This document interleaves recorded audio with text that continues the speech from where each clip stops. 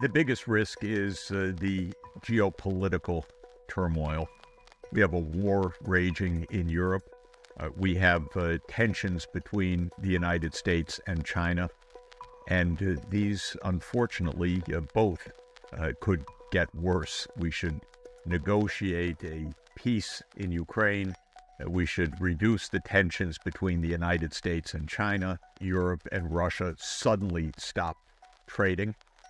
There's a lot of uncertainty in world markets because the U.S. and Europe imposed sanctions and then secondary sanctions. So companies are trying to figure out, who can I trade with? Who should I not trade with? This has disrupted the world energy markets, which continue to have a big impact on what the global economy is going to look like. Apparently, productivity has declined in the U.S. and it hasn't picked up since the pandemic.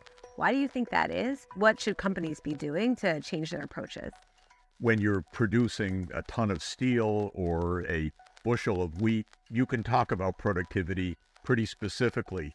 When you're producing a range of services, a lot of which are now digital, or you're providing education in different ways, or information is flowing in different ways. Our government is so far behind in measurement issues that I personally don't pay too much attention to the official data on productivity. We say that there's very little productivity in the healthcare sector, for example. I think that's absolutely wrong, because we're measuring the costs of healthcare. We're not measuring the outputs with a lot of advances of technology. So to my mind, we should be improving what we're measuring, and then we could decide what the real puzzles are after we get the measurements a little bit better. It sort of leads into a conversation about AI. So how is AI transforming companies' bottom lines, and how should workers and employers think about how AI can better help their businesses? It's going to change jobs. A lot of people are going to find that the jobs that they've been remunerated for in the past are not going to be the jobs in the future. The returns to owning AI, to owning the intellectual property, will soar, and that's why we have new trillion-dollar companies. But for a lot of Americans, it actually means lower real earnings, not higher real earnings, because it means a shift of the income distribution.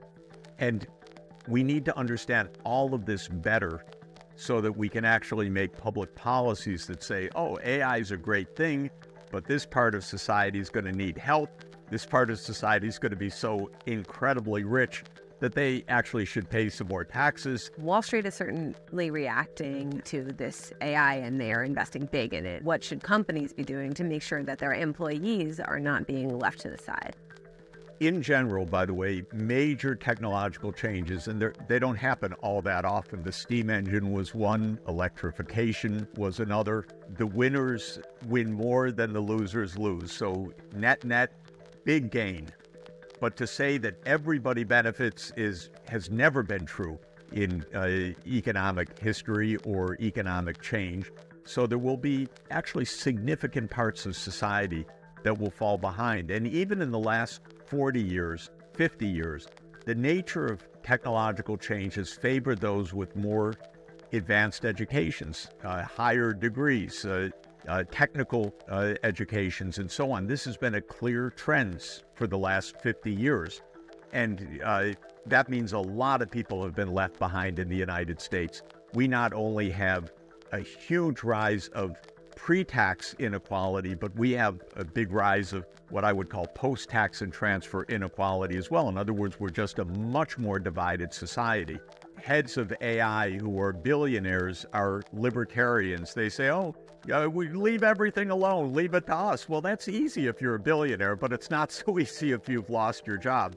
So in this sense, I think that we really need to have a fair assessment of this great potential technology to make sure that it works for society broadly. All right, I want to move on a little bit to the recession, or the stalled recession. Why do you think the U.S. has been in this stalled recession? Is AI the thing that's saving us? Are we going to be okay? So we're in an inflation phase that is really the end of a cycle that started with COVID and a massive expansion of the money supply.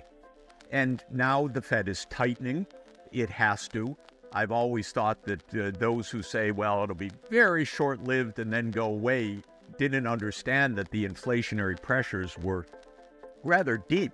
The Fed increased the money supply by trillions of dollars of what we call high-powered money. That is the Fed-backed currency, the reserves and the currency, trillions in a very short period of time. It was completely unprecedented. Now we have the inflation. It's not soaring, but it's painful. The Fed has raised interest rates. I don't think they're coming down so fast as some people thought that, we'll get back to near zero interest rates. Very unlikely. But then on top of this has come war, sanctions, geopolitical tensions. These are all what we would call supply shocks. It's a pretty antiseptic term for some pretty awful things happening. But what it means is that it's made it even more difficult to have a clear path forward. I think a recession is quite possible because when things are so bumpy, to get out of this without a recession would be a lot of luck as well as a lot of good steering. My advice to this administration, if they want to get reelected, stop the war stuff, start the peace stuff, because that's the way the economy is going to go better.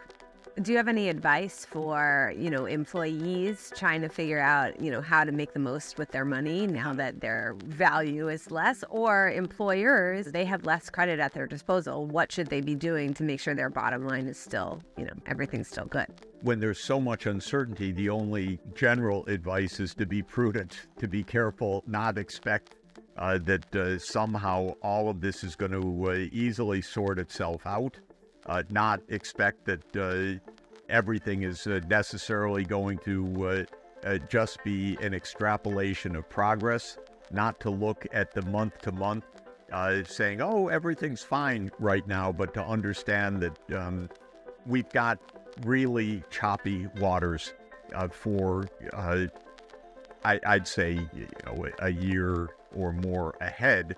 A lot of this depends on whether these global challenges get worse, which is really possible. So you're talking about global implications. Let's talk a little bit about your bread and butter, climate change. So how is climate change and climate disasters impacting economic models going forward?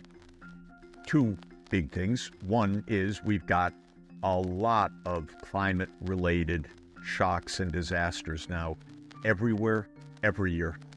And this is, without question, getting worse. More heat waves, more floods, more droughts, more mega forest fires, more high-intensity hurricanes and typhoons. It's dramatic. And because of my job, working with governments around the world, I see this close up all over the world. And you can't go to a place without hearing about its most recent massive flooding, 1 in 100 years, biggest drought in 500 years, massive heat waves. But we need an energy system quickly that isn't making all of this worse. And this means we need wind, solar, nuclear, zero carbon energy sources. We need electric vehicles. We need to retool how we use energy. Instead of natural gas, we need to strip off the carbon from the hydrogen and use blue hydrogen. The tax credits are fine in the IRA, but it would really help if the government came up with a plan that said, this is how by 2050 we're going to get to zero, because then the businesses would say, I get it, we need to do it that way, here's how I have to change my production line, or here's the technology that I need to introduce in my sector. The companies that have been truly innovative have scored the biggest. So Elon Musk did think ahead of the curve about electric vehicles and became the richest person in the world by thinking ahead. The politicians can be a little bit slow, but if you're looking ahead, you can really see where the markets are going to be in 5, 10, 20 years. You've talked about these billion-dollar disasters that are happening all over the world, and we're seeing an influx of people moving to the U.S. or trying to. The U.S. also has a need for workers. How can the U.S. better, integrate these immigrants, and will that help grow the economy? How should we move forward in a world where more people are going to be moving because of climate change? Even if we turned off all the emissions immediately, we would still have decades, maybe even centuries of climate change, but it would be very gradual compared to what we're experiencing right now. So we can't stop what's in the works already, but we need to do this because there is no way to adapt to what is now in store if we don't change our ways. Because if temperatures rise 2, 3, 4 degrees, we're going to have upheavals that are much larger than our governments can handle. So I don't want that kind of world where tens or hundreds of millions of people are forcibly displaced. I'd like to keep migration policy as a separate issue, that the U.S. should remain an open country and an open society, but not one that is overwhelmed. And if we paid a little bit more attention in our own hemisphere, for example, to the Central American economies, if we just paid a little bit of attention to getting more investment into Central America, to helping with water management, to improve productivity of agriculture, we would not be facing the challenges we face right now. Do you think that the U.S. will remain the world's leading economy? I think the U.S. will remain a very rich economy. We will be prosperous if we are nice to each other. If we are absolutely divided, we will be rich and very unhappy and very unstable. But we will not be the only major economy in the world. In absolute size, China's going to most likely overtake the U.S. very soon. By one measure, what we call purchasing power adjusted GDP, China's already larger than the U.S.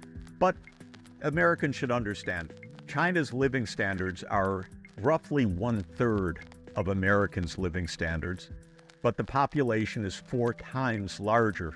We're 4.1% of the world population, and we have to accept that with those numbers, we can be big, we can be secure, but we can't necessarily be the largest when there are countries with much, much larger populations than ours.